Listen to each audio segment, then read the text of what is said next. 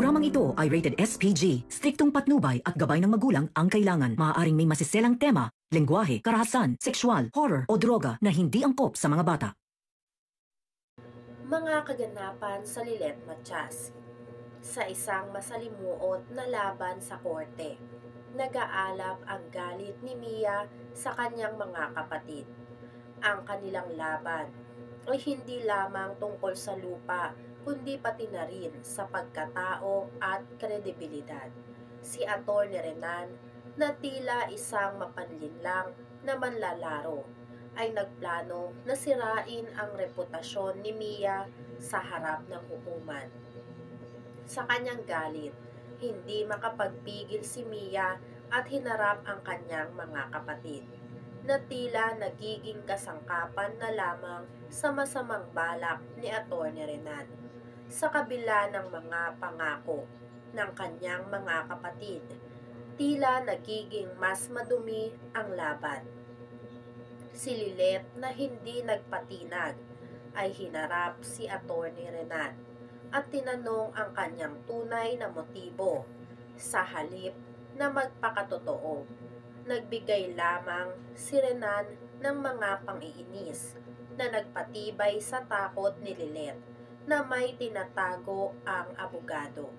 Ang kanyang mga sagot ay tila naglalayong pahinain ang tiwala ni Eira sa kanyang kapatid. Samantala, sa Keystone, nag-aalala si Eira sa mga usapan ni Atty. Spanky at Rona. Akala niya ay siya ang pinag-uusapan. Ngunit sa katunayan, ang kanyang promotion ang talagang pinag-uusapan, sa kabila ng mga payo ni Atty. Spanky tungkol sa kanyang buhay pag-ibig. Tila hindi makapag-focus si Eira dahil sa patuloy na stress na dulot ni Lilet. Ang kanyang pag-aalala ay umabot sa rurok nang matanggap niya ang sulat mula kay Trixie na naglalaman ng petisyon ni Lilet sa korte upang i-freeze ang mga asset ni Atty. Meredith. Ang galit ni Eira ay umabot sa suktulan at hindi niya mapigilan ang kanyang emosyon. Sa kabilang banda, si Mia ay naguguluhan kung dapat bang ipagpatuloy ang laban sa kanyang mga kapatid. Ayaw niyang masira ang kanilang relasyon dahil lamang sa mana. Sa kanyang pag-iisip, tila mas mabuting huwag na lang ituloy ang laban. Samantala, si Ramon, isa pang kapatid ni Mia, ay labis na naguguluhan sa desisyon ni Tomas na ilabas ang mga baho ni Mia.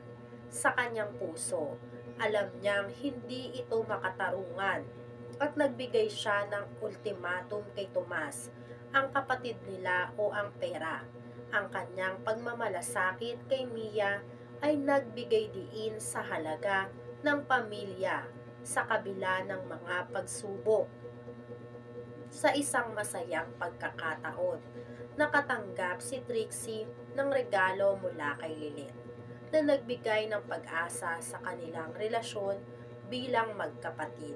Sa kanilang pag-uusap, napag-usapan nila ang tungkol sa mana at ang mga hakbang na ginawa ni Lilet upang protektahan si Eira mula sa masamang impluwensya ni Atty. Renan. Sa kabila ng lahat, nagbigay si Trixie ng payo kay Lilet na huwag awayin si Eira, kundi manatili sa tabi nito upang mas mabantayan si Eira. Sa araw ng hearing, naganap ang isang hindi inaasahang pangyayari. Nakipagbati si Atty. Renan kay Lilet na nagbigay ng pag-asa na maaaring maayos ang kanilang alitan. Sa kanilang pag-uusap, nagpasya si Lilet na hayaang maging masaya si Eira kahit na may mga pagdududa siya sa tiwala nito. Sa huli, nagdesisyon si Lilet na ibigay ang kanyang blessing para sa kasal ni Eira at Atty. Renan. Kahit na may mga pangamba sa kanyang puso.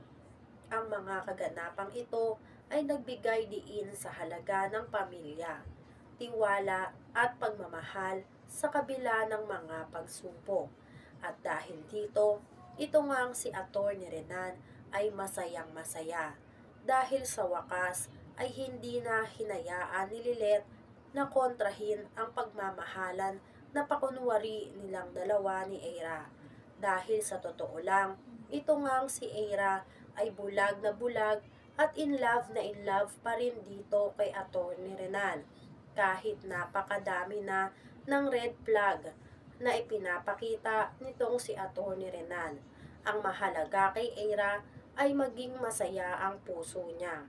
Kahit marami na ang nakakapansin na itong si Atty. Renan ay talaga namang pineperahan at gusto lang makuha ang lahat ng ari-arian na meron itong si Eira.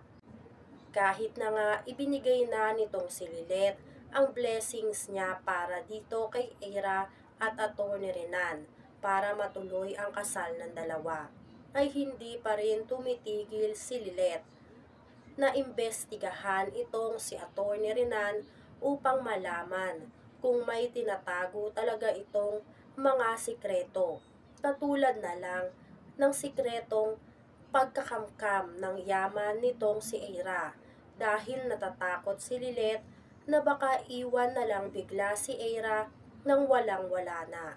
Ayun ang kinatatakot nitong si Lilet. Kaya naman nagkakaroon sila ng alitan nitong si Eira. Dahil gusto nitong si Lilet na protektahan ang kanyang kapatid laban dito kay Atty. Renan, na mas pinaniniwalaan nga ni Eira na nagsasabi ng totoo itong si Atty. Renan. Dahil napakagaling magpaikot nitong si Atty. Renan, hindi katulad nitong si Lilet na hindi kayang magsinungaling sa kahit na sinong tao. Dahil sa pagkukunwaring pagbabati-bati nga ng mga partido, maging ang partido nitong si Mia at ng kanyang mga kapatid na si Tomas at Ramon ay nagkabati na rin. Naisip nitong si Tomas na tama si Ramon na hindi madadala sa kahit na anong bagay ang pagiging magkapatid nila. Ang mahalaga para sa kanila dapat ay ang pagiging magkapatid nila kesa sa yaman. Dahil ang sabi nga sa kanya ng kanyang ina ay huwag ipagbibili ang kanilang lupa. Kaya nagpasya itong si Tomas na sundin si Ramon na huwag nang mag-away at huwag sirain ang reputasyon ng kanilang kapatid na si Mia. Yan nga ang mga kaganapan at mga dapat nating abangan dito sa Lilet Matias. Kung gusto nyo pa ng mga ganitong klaseng video, ay mag-subscribe at i-like itong video na to. Maraming salamat po.